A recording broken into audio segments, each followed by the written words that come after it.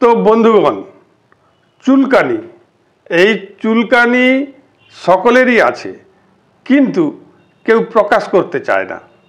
কেউ রাস্তাঘাটে চুলকোয়, কেউ বাসে ট্রামে চুলকোয়, কেউ বাড়িতে চুলকোয়।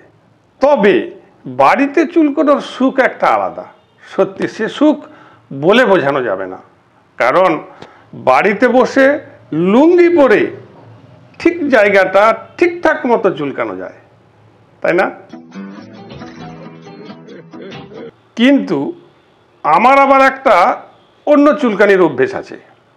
এই বৃষ্টি হলে, যখনই লাগাতার বৃষ্টি হতে থাকে, তখনই আমার আবার হৃদয়ের চুলকানি শুরু হয়। এই রোগটা সারাতে পারে একমাত্র আমার স্ত্রী। কি গো, শুনছো? কি হলো? কি ষাঁড়ের মতো চেঁচাচ্ছ কেন? বলছি আমার হৃদয়ের চুলকানি শুরু হয়েছে।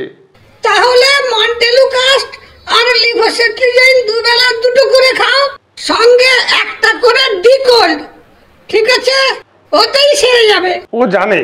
ও জানে কোন রোগের কোন ওষুধ। ও তো মেডিকেলে চান্স পেয়েই যাচ্ছিল, শুধু ওর হাতের লেখাটা অত্যন্ত ভালো বলে ওকে নেয়নি, নাহলে ও জানে।